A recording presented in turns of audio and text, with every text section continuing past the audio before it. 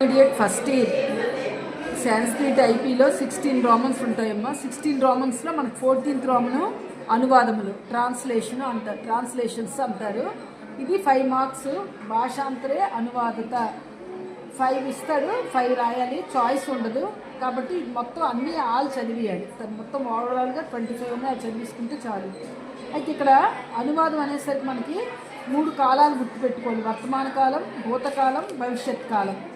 Present tense, past tense, future tense. English, Hindi, Sanskrit 3 కూడా grammar ఒకేలా ఉంటుందమ్మా, గుర్తుపెట్టుకోవాలి ఒకసారి. ఇంగ్లీష్లో ఏం చెప్తామో టెన్సెస్ ఎలా ఉంటాయో సాంస్క్రిట్లో అలాగే తెలుగులో ఒకలాగే ఉంటాయి. అయితే మనకి ఇక్కడ ఈ అనువాదం చేసేటప్పుడు మీరు ఒక్కసారి బ్యాక్కి వెళ్ళాలి. ధాతువులు గుర్తుపెట్టుకోవాలి. ధాతువులు అంటే టెన్సెస్, క్రియా రూపం ఎలా ఉంటుందో తెలియజేసేదే ధాతువు. అయితే ఈ ధాతువులు బాగా వస్తే మనం ట్రాన్స్లేషన్ ఏ లాంగ్వేజ్ అయినా ఈజీగా చేయొచ్చు.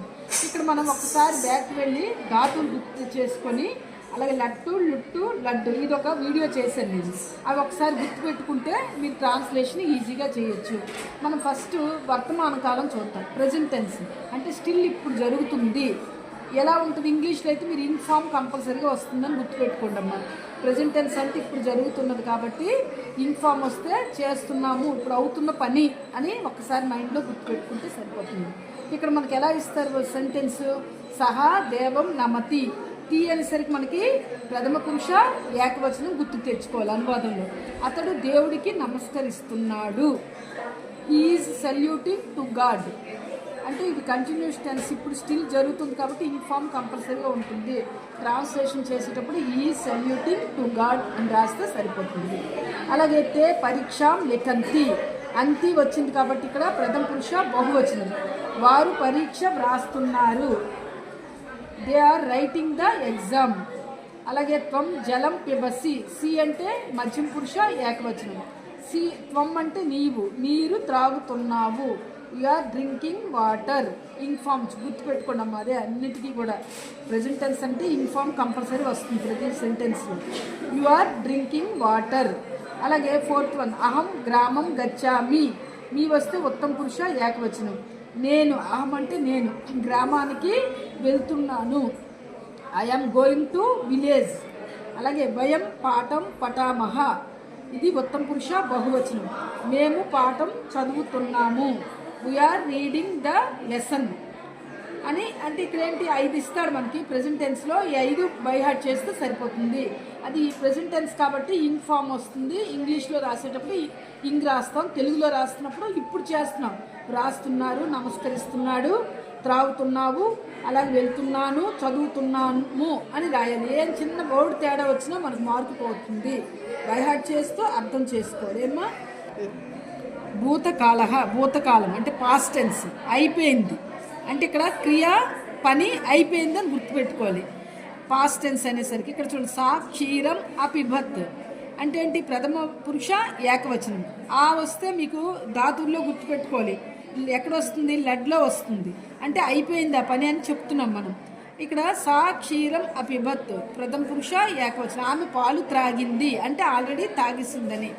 She drank milk, past tense కాబట్టి. అలాగే తే పాఠం అపటన్ ప్రథమ పురుష బహువచనం. వారు పాఠము చదివారు. దే రీడ్ ద లెసన్, చదివేశారు ఆల్రెడీ కాబట్టి దే రీడ్ ద లెసన్. అలాగే సీత అన్నం అకాదత్ ప్రథమ పురుష ఏకవచనం. సీత ఏట్ మీల్స్, సీత అన్నం తిన్నది అంటే ఆ పని అయిపోయింది, ఆ క్రియ జరిగిపోయిందని గుర్తుపెట్టుకోండి అమ్మా. అలాగే హరిహి సమాధానం అలికత్ ప్రథమ పురుష ఏకవచనం. హరి సమాధానం వ్రాసాడు. Hari wrote the answer, already రాసేశాడు. అలా ప్రతి వర్డ్కి మనం జ్ఞాపకం తెచ్చుకుంటే మీకు ఈజీగా అవుతుంది. Hari wrote the answer. అలాగే 10th వన్ అహం పరీక్షాం అలికం మధ్యం పురుష ఏకవచనం. అహం అంటే నేను, పరీక్షాం పరీక్షను, అలికం వ్రాసాను అంటే ఆల్రెడీ పరీక్ష వ్రాసేసాను అని అర్థం.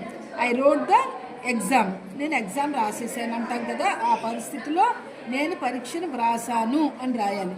ఇక్కడ భూతకాలం పాస్ట్ టెన్స్ అంటే పని, క్రియ జరిగిపోయింది, పని జరిగిపోయింది మనం చెప్తున్నాం కాబట్టి ఇక్కడ పాస్ట్ టెన్స్ డ్రాంక్, అలాగే రీడ్, అలాగే ఏట్, అలాగే రోట్, అలాగే రోటని ఎలా రాస్తామో పాస్ట్ టెన్స్లో తెలుగులో రాసేటప్పుడు మనం త్రాగింది, చదివారు, తిన్నది, వ్రాసాడు, వ్రాసాను అని గుర్తుపెట్టుకోవాలి. ఇది భూతకాలంలో ఒక క్రియారూపం ఎలా ఉంటుందో ఇక్కడ చెప్పాను. ఫ్యూచర్ టెన్స్ భవిష్యత్ కాలం అంటే ఏంటి? రేపు జరగబోయేది, ఇంకా పని అవ్వలేదు. అక్కడ మనకి ఎలా వస్తుంది? ధాతువుల్లో చెప్పాము, ఇంతకుముందు వీడియో తీసేవండి, అది ఒకసారి గుర్తు తెచ్చుకోండి. ఫొటోస్ కూడా పెడతానమ్మా. గమిష్యతి షా వస్తుంది.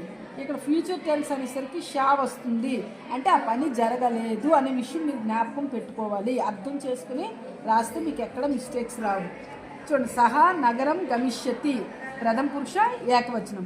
అతడు నగరానికి వెళ్తాడు. He will go to the city. మీరు ఇక్కడ విల్ ప్రతి సెంటెన్స్లో ఇంగ్లీష్లో రాసేటప్పుడు ఆ పని జరగనప్పుడు విల్ యూజ్ చేస్తాం, గుర్తుపెట్టుకోండి అమ్మ. అతడు నగరానికి వెళ్తాడు అంటే ఇంకా వెళ్ళలేదు, వెళ్తాడు, ఫ్యూచర్లో వెళ్తాడు అని. హీ విల్ వస్తుంది. He will go to the city. అలాగే తే పాఠం పఠిష్యంతి ప్రథమ పురుష బహువచనం. వారు పాఠం చదువుతారు. They will read the lesson. వాళ్ళు ఇంకా చదవలేదు, చదువుతారు అన్నప్పుడు దే విల్ అని రాస్తాం, రీడ్ ద లెసన్. ఫ్రమ్ దేవాలయం గమిష్యసి మధ్యం పురుష ఏకవచనం. నీవు దేవాలయానికి వెళతావు. త్వం అంటే నీవు, you will go to temple. నీవు గుడికి వెళ్తావు. అలాగే అహం సమాధానం వదిష్యామి ఉత్తమ పురుష ఏకవచనం. అహం అంటే నేను, సమాధానాన్ని చెబుతాను, వదిష్యామి చెప్పలేదు ఇంకా చెబుతాను. ఐ విల్ కంపల్సరీ విల్ గుర్తుపెట్టుకోండి. Will tell the answer. వయం అన్నం కాదిష్యామహ ఉత్తమ పురుష బహువచనం. మేము, వయం అంటే మేము, అన్నం అంటే అన్నం, కాదిష్యామహ అంటే తింటాము, అంటే ఇంకా పని జరగలేదు. ప్రతి వర్డ్కి మీరు ఒకసారి గుర్తుపెట్టుకోండి. విల్ వస్తున్నప్పుడు వీ విల్ ఈట్ ఫుడ్. మేము అన్నం తింటాము అంటే పని ఇంకా జరగలేదు. ఇక్కడ మీరు మళ్ళీ ఒక్కసారి జ్ఞాపకం తెచ్చుకోండి ఈజీగా గుర్తుపెట్టుకోవడానికి. వర్తమాన కాలం అంటే ప్రజెంట్ టెన్స్, ఇప్పుడు జరుగుతుంది. భూతకాలం అంటే పాస్ట్ టెన్స్, ఆల్రెడీ పని అయిపోయింది. భవిష్యత్ కాలం అంటే ఫ్యూచర్ టెన్స్, రేపు జరుగుతుంది. అలా గుర్తుపెట్టుకొని ఆ వర్డ్కి ఏది వస్తుంది. ఇక్కడ తీయ వస్తే ప్రజెంట్ టెన్స్లో తీ వస్తుంది, పాస్ట్ టెన్స్లో అపిభక్తి వస్తుంది, ఆ వస్తుంది, ఫ్యూచర్ టెన్స్లో షా వస్తుంది. అలా ఈజీగా మైండ్లో గుర్తుపెట్టుకుంటే మీకు ఈజీగా 5 మార్క్స్ వస్తాయి. ఇంకా ఇక్కడ సుభాషిత వాక్యాలు ఉన్నాయి. ఇవి మొత్తం 6, 10 ఉన్నాయి. ఆ 10 బై హార్ట్ చేసింది. అవి ఏంటి? యూనివర్సల్ ట్రూత్ అంటారు. ఎప్పుడు ఎక్కడ అదే జరుగుతూ ఉంటాయి అన్నమాట. అవి కూడా ఒకసారి చెప్పిస్తుంది. సుభాషిత వాక్యాలు చూడండి. ఇక్కడ సు అంటే మంచి, భాషితాలంటే మాట్లాడే వాక్యాలు, మంచి మాటలను కూడా చెప్పొచ్చు. నిత్య సత్యాలను కూడా అంటారు. యూనివర్సల్ ట్రూత్స్ మనం ఇక్కడ చెప్పుకోవచ్చు. ఇక్కడ సత్యమేవ జయితే సత్యమే జయించును, ట్రూత్ ఎలోన్ ట్రింప్స్. అలాగే శ్రద్ధవాన్ లభతే జ్ఞానం, శ్రద్ధ గలవాడే జ్ఞానమును పొందుతాడు. Attentive person gets wisdom. విద్య దదాతి వినయం, విద్య వినయాన్ని ఇచ్చును. Knowledge imparts humility. విద్వాన్ సర్వత్రా పూజ్యతే, విద్వాంసుడు అన్ని చోట్ల పూజింపబడతాడు. A scholar is honoured everywhere. వాగ్భూషణం భూషణం, వాక్ అనే అలంకారమే అలంకారము. Ornament of speech is itself an ornament. విద్య వినయేన శోభతే, విద్య వినయంతోనే శోభిస్తుంది. Knowledge shines with humility. అహింస పరమో ధర్మ, అహింసయే గొప్ప ధర్మము. Non violence is the greatest dharma. నాస్తి సత్యం సమం తపః, సత్యంతో సమానమైన తపస్సు లేదు. There is no penance equal to truth. ధర్మాచర, ధర్మాన్ని ఆచరించు. ప్రాక్టీస్ ధర్మ.